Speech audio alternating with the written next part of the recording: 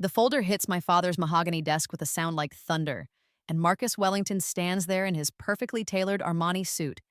his blue eyes cold as winter ice as he spreads out photographs of our most intimate moments, alongside stolen Chen International Holdings documents,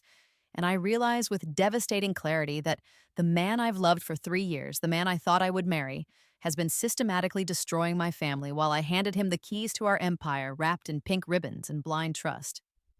The Wellington family deserves to reclaim our rightful place in high society, Marcus says with the kind of satisfied cruelty that comes from a perfectly executed long-term plan. While Veronica Sterling stands beside him with her arm linked through his like they're already married, her red lips curved in a smile that makes my stomach clench with the recognition of just how completely I've been played. Your naive trust has made it pathetically easy for me to position myself to claim a significant portion of Chen International's assets through our planned marriage, Isabella. And now that I have everything I need, I don't have to pretend to love you anymore. The betrayal cuts deeper than any physical pain I've ever experienced. Because this isn't just about losing a boyfriend or even losing my role as maid of honor in my best friend Sophia's wedding.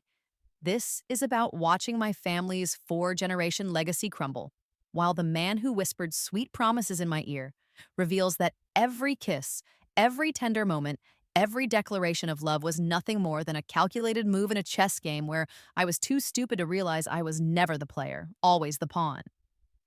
Veronica laughs, a sound like breaking glass, as she reveals that they've been working together since before Marcus ever asked me out, identifying me as the perfect target because of my reputation for being soft-hearted and easily manipulated. Because everyone in our social circle knew that Isabella Chen was the kind of girl who would give her heart completely and never question the motives of the man who claimed to cherish it. We've been documenting everything, Marcus continues, his voice filled with the kind of triumph that makes me want to scream, as he shows me copies of private Chen family documents, business strategies, merger plans, acquisition targets, all the confidential information that I unknowingly gave him access to by bringing him into our home, by trusting him with our family's private spaces, by being so desperately in love that I never noticed how his questions about my father's work always seemed to dig just a little too deep. The hostile takeover will leave your family financially ruined while elevating the Wellington and Sterling families to unprecedented heights of wealth and social power, and there's nothing you can do to stop it because by the time anyone realizes what's happening, it will be too late. The folder contains photographs that make me sick to look at, intimate moments from our relationship that he's threatening to release if my family tries to retaliate against the Wellington family's business interests. And as I stand there in my father's office, wearing the emerald necklace my grandmother gave me for my 21st birthday,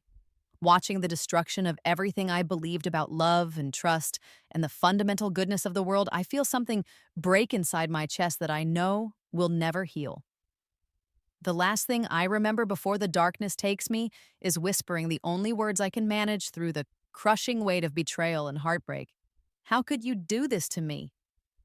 Then I open my eyes and I'm lying in my childhood bedroom with sunlight streaming through the familiar pink curtains. And my phone is buzzing with an incoming text message that makes my blood run cold because I recognize this moment with perfect, devastating clarity. The digital clock on my nightstand reads 10:47 a.m. on a Tuesday morning, and I know without looking that the text message is from Marcus,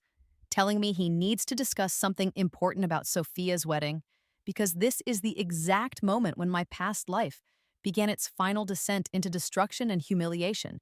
And somehow, by some miracle I don't understand but will not waste, I have been given a second chance to rewrite the ending of this story. My hands shake as I reach for the phone, seeing Marcus's name on the screen with the same message that destroyed me before. Isabella, I need to tell you something important before the wedding. And the memory of what comes next crashes over me like a tsunami of rage and determination, because this time I know exactly what Marcus Wellington and Veronica Sterling are planning to do to me and my family. The knowledge burns in my chest as I remember every detail of their betrayal, every manipulation, every lie they told while systematically destroying my life and my family's business, and I feel a cold, calculating fury settle over me like armor because they made one fatal mistake in their perfect plan. They underestimated Isabella Chen, and now I have advantages they could never anticipate. I know their entire strategy, I remember every step of their manipulation. I understand exactly how they planned to use Sophia's wedding as the stage for my public humiliation. And most importantly, I know that Alexander Morrison has been quietly, patiently in love with me since we were teenagers, even though I was too blind to see it the first time around. I set the phone down without responding to Marcus's text, something I never would have done in my past life because I was always so eager to please. So desperate to be the perfect girlfriend who never caused problems or asked difficult questions. But this time, I have the gift of hindsight and the desperate need to protect everything and everyone I love from the disaster that's coming. Instead of rushing to call Marcus back like the pathetic, devoted puppet I was before, I walk to my window and look out at the Chen family estate's manicured gardens, where I can see my father's security team making their morning rounds. And I realize that having advanced knowledge of my enemy's plans is the greatest weapon I could possibly possess. The irony is almost laughable. Marcus and Veronica spent 3 years positioning themselves for this moment, thinking they were so clever and sophisticated in their manipulation, but they never considered that their victim might fight back with the same strategic thinking they used to destroy her. And now, I'm going to use every detail of their plan against them while they stumble around blindly thinking they're still in control. This time, I won't be the naive little girl who hands over her family's secrets, wrapped in pink ribbons and blind trust. This time, I'll be the predator, and they'll discover what happens when you try to destroy a Chen family daughter who has nothing left to lose and everything to protect. I walk downstairs to find my parents having breakfast in the formal dining room. My mother, Catherine, dressed in her signature Chanel suit, as she reviews business documents over her coffee, while my father, James, reads the financial section of the newspaper, with the same methodical attention he brings to everything in his life. And I realize that this is my chance to protect them from the disaster that's coming, to finally listen to their instincts about Marcus instead of dismissing their concerns as overprotectiveness. In my past life, I was so focused on defending Marcus and proving that our love was real that I never warned my parents about the business intelligence gathering that was happening right under their noses. Never thought to question why my boyfriend was so interested in our family's private affairs and so eager to spend time in my father's study. "Good morning, darling," my mother says without looking up from her papers, but I can see the slight frown lines around her eyes that I remember from before. The subtle signs of stress that I now realize were her business instincts telling her something was wrong with Marcus, even when I refused to listen to her warnings. This time, I'm going to trust my mother's sharp intelligence and my father's protective instincts instead of dismissing their concerns as old-fashioned thinking about my relationship choices. Because I know now that parents who built a 4-generation business empire don't develop paranoia about their daughter's boyfriend without good reason. "Mother, father," I say, taking my usual seat at the mahogany dining table that has hosted 4 generations of Chen family breakfasts. "I need to discuss something important about Marcus Wellington and his family's business interests because I've discovered some things that could threaten our family's security." I watch both my parents look up from their morning routines with sharp attention, and I can see the relief in my mother's eyes that I'm finally ready to have the conversation she's been trying to initiate for months, while my father sets down his newspaper with the careful deliberation that means he's shifting into the protective mode that has intimidated business competitors for decades. What I tell them next would have been impossible in my past life because I was too proud and too naive to admit that I had been deceived, but now I have the gift of hindsight and the desperate need to prevent the destruction of everything my family has built over 4 generations of hard work and careful planning. I explain Marcus's real financial situation, his family's desperation to restore their declining social status, the suspicious questions he's been asking about our business operations, and most importantly, the security risks his access to our home and confidential information represents. Watching my parents' expressions shift from concern to anger to grim determination as they realize the scope of the threat we're facing. "We'll handle this immediately," my father says in the quiet steel voice that has made him one of the most respected businessmen in the city.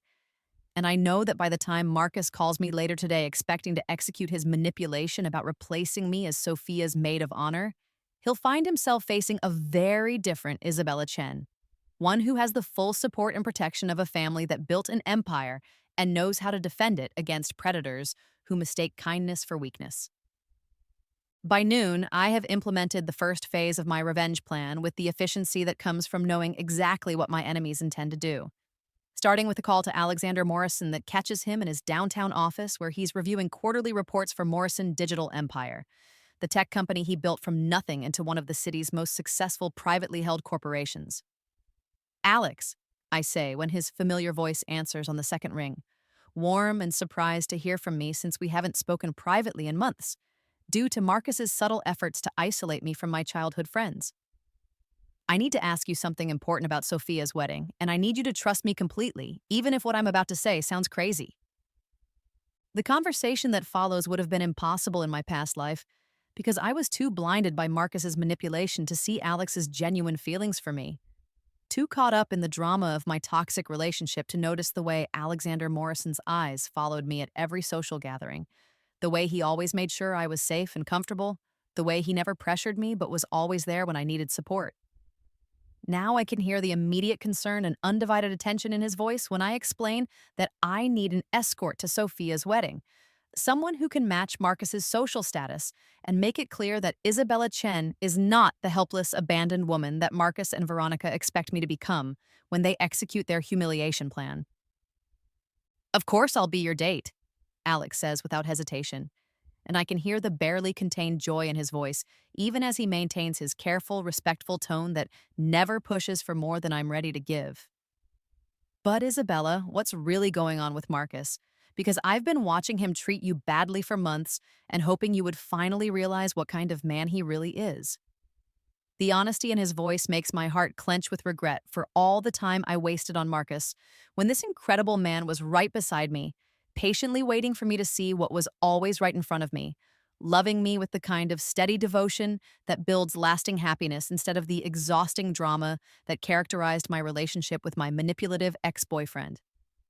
What I tell Alex next is a carefully edited version of the truth, focusing on Marcus's betrayal regarding the maid of honor situation and my growing suspicions about his relationship with Veronica Sterling, because I know that revealing the full extent of my knowledge about their business plans would raise questions about how I could possibly know such detailed information about future events. Instead, I position myself as a woman who has finally opened her eyes to her boyfriend's manipulative behavior and is ready to take control of her own life, a narrative that Alex accepts immediately because he has been watching Marcus's treatment of me with growing frustration for months, seeing things that I was too love blind to recognize. I've been hoping you would realize that you deserve so much better than the way he treats you, Alex admits with the kind of honesty that makes my heart race with possibilities I never allowed myself to consider before. And I can hear him already making plans to clear his schedule and ensure that my entrance at Sophia's wedding will make a statement that reverberates through every social circle in the city. The satisfaction I feel at imagining Marcus's face when he sees me walk into that wedding reception on Alexander Morrison's arm, looking confident and radiant instead of humiliated and abandoned,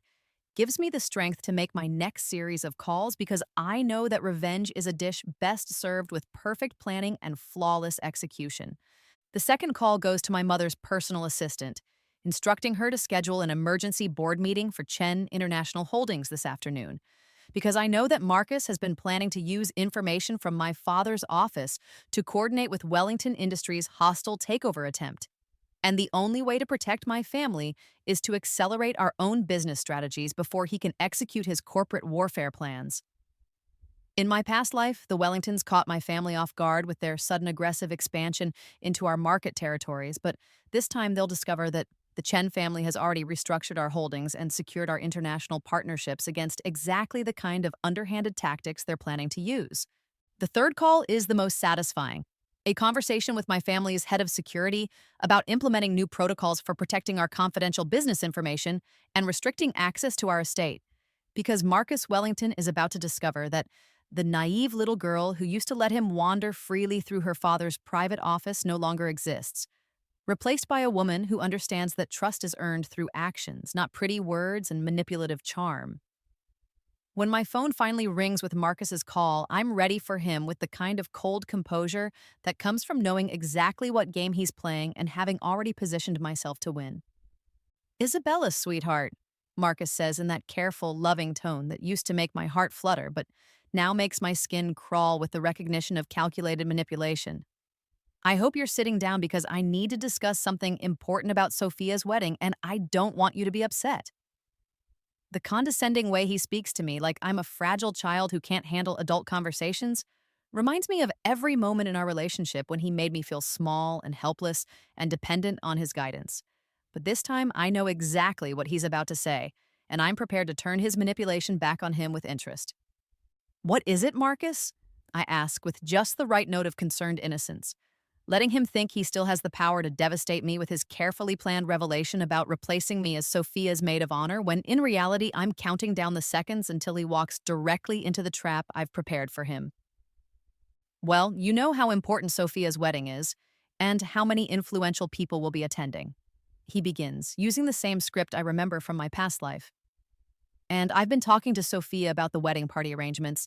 and we both think it might be better if Veronica Sterling takes over the maid of honor duties because she has more experience with high society events and understands the protocols better than you do.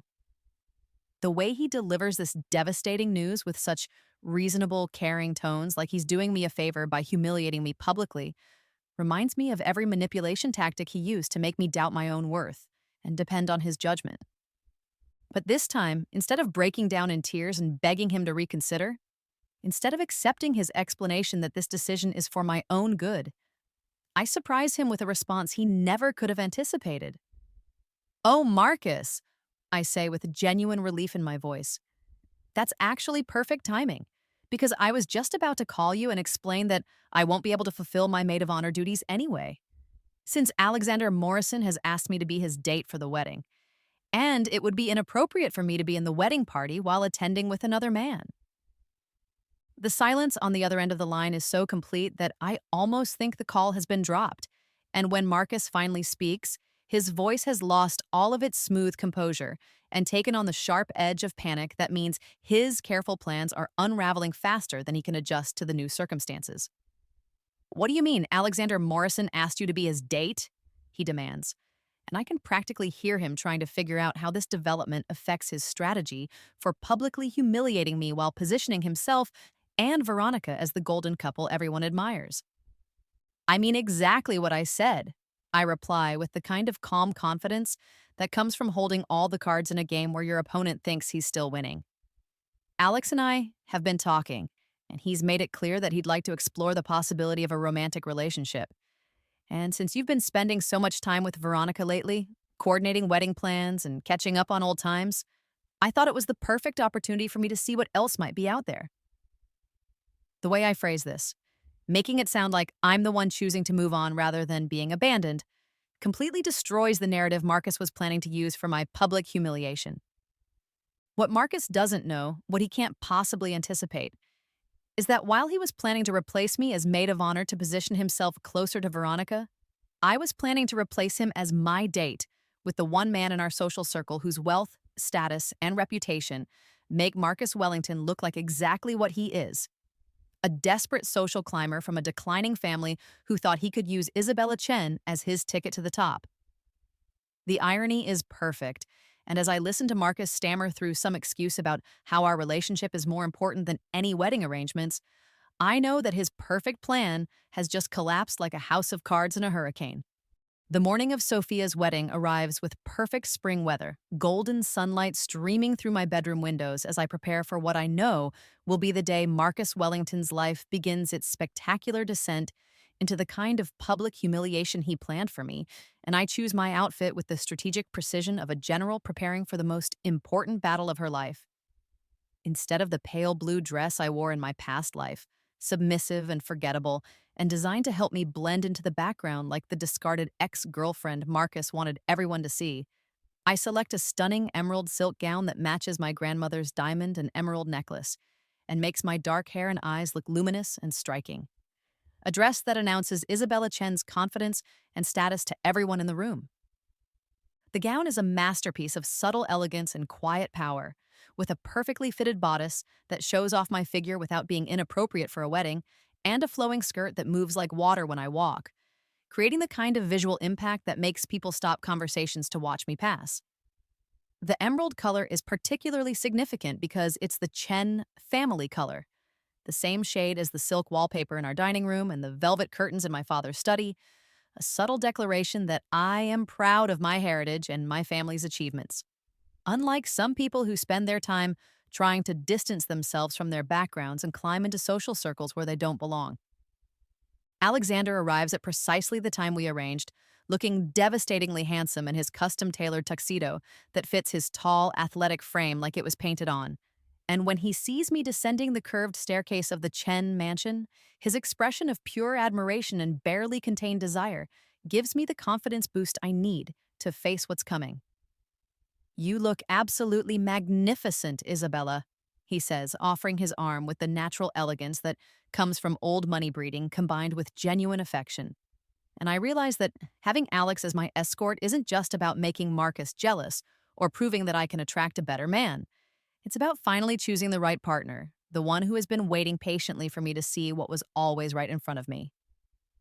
"You clean up pretty well yourself, Alexander Morrison," I reply with the kind of flirtatious smile I never would have allowed myself when I was committed to Marcus, because I was so focused on being the perfect, faithful girlfriend that I never noticed how other men looked at me or how different my life could be if I made better choices. Alex's responding smile is brilliant and warm and makes my heart skip in a way that Marcus's kisses never did, because this is what real attraction feels like when it's based on mutual respect and genuine compatibility rather than manipulation and dependency. When we enter St. Bartholomew's Cathedral together, I can feel the shift in atmosphere as heads turn to watch Alexander Morrison and Isabella Chen walking down the aisle as a couple, because everyone in our social circle knows that Alex is one of the most eligible bachelors in the city, brilliant and wealthy and famously selective about his romantic relationships, never seen at public events with the same woman twice until now. The whispers that follow us are completely different from the pitying murmurs I endured in my past life. And I can see Marcus's shocked expression from my peripheral vision as he realizes that his plan to publicly humiliate me has backfired so spectacularly that I'm now the center of positive attention instead of sympathetic pity. During the ceremony, I sit beside Alex in the third row, our hands clasped together in a display of intimacy that I know is being photographed by the society journalist covering Sophia's wedding, and will be in tomorrow's papers with captions speculating about when Isabella Chen and Alexander Morrison became romantically involved. The irony is delicious. While Marcus thought he was orchestrating my social downfall by replacing me as maid of honor, he actually freed me to make an entrance that has everyone buzzing with curiosity and excitement about this new development in my love life. And I can practically feel his panic from across the cathedral as he realizes how completely his calculations have been thrown off. I watch Veronica Sterling perform the maid of honor duties with the knowledge that her triumph is temporary and hollow, because she thinks she has won by taking my place in the wedding party, but she has no idea that she has actually positioned herself perfectly for the destruction that's coming, since every photograph of her in my role will serve as evidence of her complicity in Marcus's manipulation when the truth about their relationship and their business schemes comes out. The wedding ceremony is beautiful, with Sophia looking radiant in her grandmother's vintage lace gown, and her new husband gazing at her with the kind of genuine love and devotion that I thought I had with Marcus, but now recognize was completely one-sided. When the ceremony ends and we move to the reception at the country club, Alex and I make our entrance together like we're the real couple everyone should be watching, and I can see the immediate impact our partnership has on the social dynamics of the event, because Alexander Morrison's presence elevates my status in a way that Marcus's attention never did, marking me as a woman worthy of one of the city's most successful and respected men, rather than the naive girl who got taken advantage of by a social climbing opportunist. The reception becomes my stage for the systematic demolition of Marcus and Veronica's social standing, starting with our entrance on Alex's arm that has everyone buzzing with curiosity about when Isabella Chen and Alexander Morrison became romantically involved, because our families have been friends for decades, but we've never been seen together as anything more than childhood acquaintances. We dance together with the natural chemistry that comes from years of friendship and mutual respect, and I can see Marcus watching us from across the ballroom with an expression of growing panic as he realizes that his careful plans are unraveling faster than he can adjust to the new circumstances. The best part is watching Veronica try to maintain her composure as she realizes that her moment of triumph as maid of honor is being completely overshadowed by the speculation about Alex and me.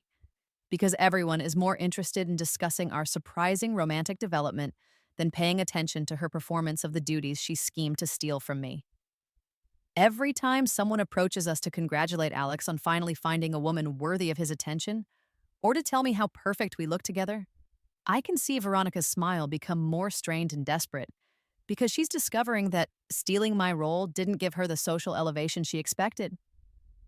The moment I've been waiting for arrives during the speeches when Marcus stands up as the best man to deliver what I remember as a calculated performance designed to showcase his charm and social connections while subtly undermining my confidence with backhanded compliments and pointed comments about the importance of loyalty and knowing one's place in society.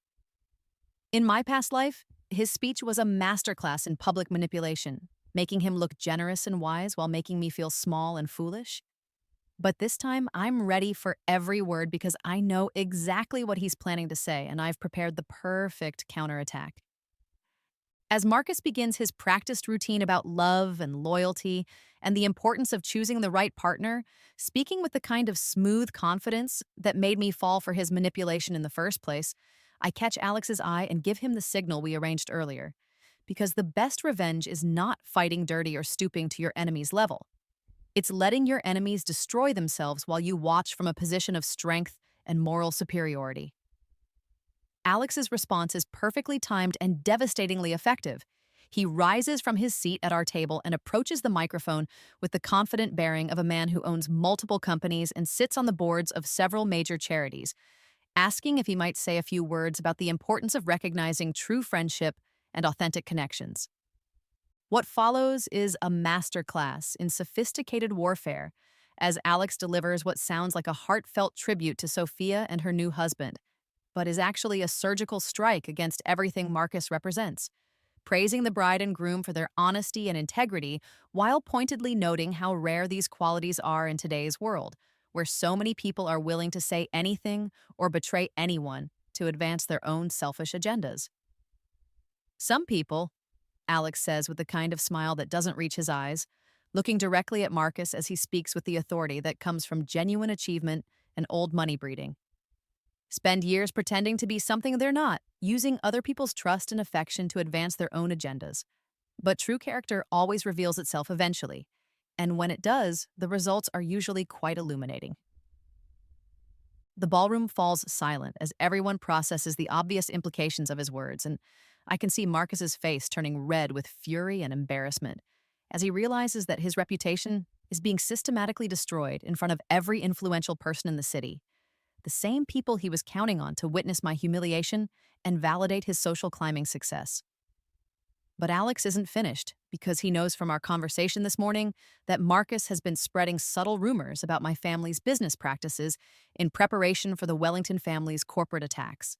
And he has decided to use this public forum to defend the Chen family's honor while positioning himself as my protector and champion.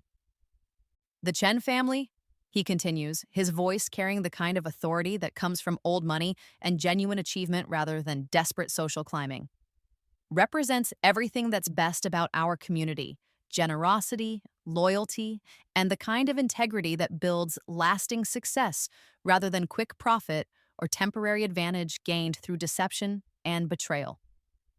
The way he says this, with obvious pride and affection as he looks at me, makes it clear to everyone in the room that Alexander Morrison not only respects my family, but is personally invested in defending our reputation against anyone who might try to damage it. The coup de grace comes when Alex returns to our table and, in full view of the entire reception, takes my hand and announces that he has something important to ask me, pulling out a small velvet box that makes the entire ballroom gasp with excitement and anticipation. I know this isn't a real proposal. We discussed this dramatic gesture earlier as the perfect way to completely overshadow Marcus and Veronica's moment while establishing our relationship as the real love story everyone will remember from this wedding. But the way Alex looks at me as he opens the box containing a stunning promise ring makes my heart race with genuine emotion and the realization that this performance is based on very real feelings. Isabella Chen, he says loud enough for everyone to hear, his voice filled with the kind of sincerity that can't be faked. Will you give me the honor of officially courting you with the hope that someday you'll consider becoming my wife and making me the happiest man in the world? The ballroom erupts in applause and excited chatter as I say yes with tears of joy streaming down my face. And as Alex slips the beautiful ring onto my finger, I can see Marcus and Veronica standing frozen at the head table, their own moment of triumph completely forgotten as everyone rushes to congratulate Alex and me on this romantic development that has made us the real stars of the evening. The promise ring is exquisite, a vintage Art Deco design with a central diamond surrounded by smaller emeralds that complement my necklace perfectly. And as I admire it on my finger, Alex whispers in my ear that it belonged to his grandmother and that he's been saving it for the right woman, the right moment, the right opportunity to declare his intentions publicly and make it clear that Isabella Chen is under the protection and devotion of the Morrison family. The symbolism isn't lost on anyone in the room. This isn't just a romantic gesture, it's a declaration of alliance between two of the city's most prominent families. And Marcus Wellington has just discovered that his plans to isolate and humiliate me have instead resulted in my elevation to an even higher social status than I held before. The final humiliation comes during the bouquet toss when Veronica, still reeling from having her spotlight stolen and her moment of glory reduced to a footnote in the story of Alex and my romantic announcement, fumbles the catch and watches Sophia's wedding bouquet fall to the ground at her feet, while the photographer captures her moment of clumsiness and disappointment for posterity. Meanwhile, I'm surrounded by well-wishers congratulating me on my relationship with Alex, and I can hear the whispered conversations starting already about how much better suited we are than I ever was with Marcus, how everyone always suspected that Alex had feelings for me, and how romantic it is that childhood friends have found love together after all these years. As the evening progresses, I watch Marcus and Veronica try to salvage their own moment of triumph, but every attempt they make to draw attention back to themselves only highlights how completely their plans have been derailed by my unexpected alliance with Alexander Morrison. Marcus's best man speech, which was supposed to be his moment to shine and demonstrate his social sophistication, has been overshadowed by Alex's devastating counterattack, while Veronica's role as maid of honor has been reduced to a supporting part in the real drama of the evening, the announcement of my engagement to one of the city's most eligible bachelors. The sweetest revenge is watching them realize that their careful manipulation has not only failed, but has actually made my life better, because by pushing me away from Marcus, they've freed me to recognize and accept the love of a man who is superior to Marcus Wellington in every possible way: wealth, status, character, intelligence, and genuine affection for the woman he's chosen to court. As Alex and I dance together for the third time, moving perfectly in sync like we were made to be partners, I can see Marcus standing alone at the bar, his face a mask of fury and defeated ambition, while Veronica makes desperate attempts to flirt with other eligible bachelors who are all too busy discussing my romantic news to pay attention to her obvious availability. 6 months after Sophia's wedding, I'm standing in the same ballroom where my family has celebrated 4 generations of important milestones. But tonight, the space has been transformed into a wonderland of white orchids and crystal chandeliers for my engagement party to Alexander Morrison, surrounded by everyone who matters in our social and business circles as we officially announce our intention to marry and merge two of the city's most prominent dynasties. The party is a stunning success, with champagne flowing freely and the kind of elegant celebration that only comes from unlimited resources combined with impeccable taste. And I can see the genuine happiness in my parents' faces as they watch me with the man who has proven himself worthy of their daughter through his patience, devotion, and unwavering character. Alex and I are the perfect couple tonight, moving through our guests with the kind of easy grace that comes from genuine compatibility and shared values. And I'm wearing a custom Vera Wang gown in cream silk that makes me look like a fairy tale princess,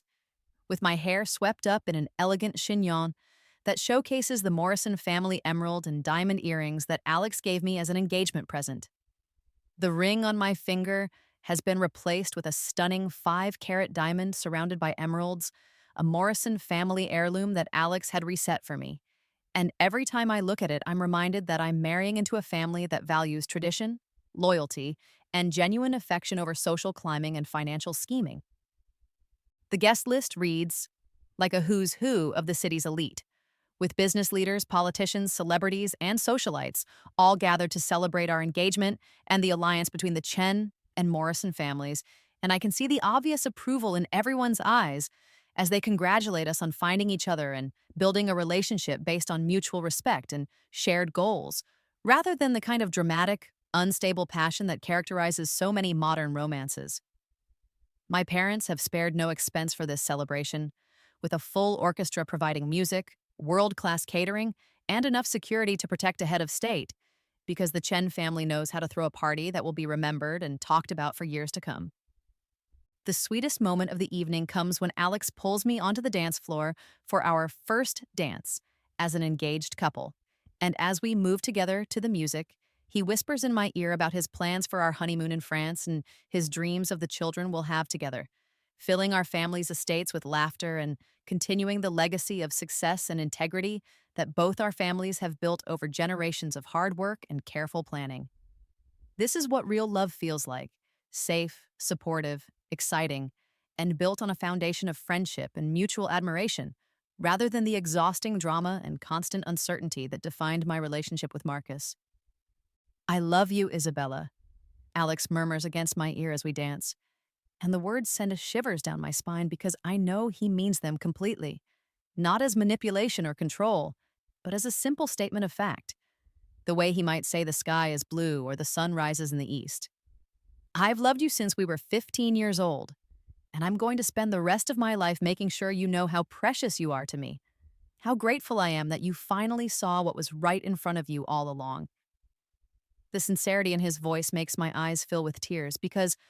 I finally understand the difference between being loved for what you can provide and being loved for who you are. As for Marcus Wellington and Veronica Sterling, their story has unfolded exactly as I predicted it would, with poetic justice that satisfies my need for revenge while keeping my own hands clean of any direct retaliation, because sometimes the best way to destroy your enemies is to let them destroy themselves through their own greed and dishonesty. The Wellington family's attempted hostile takeover of Chen International failed spectacularly when my father's legal team, armed with advanced knowledge of their strategy, exposed their corporate espionage and unethical business practices to the Securities and Exchange Commission,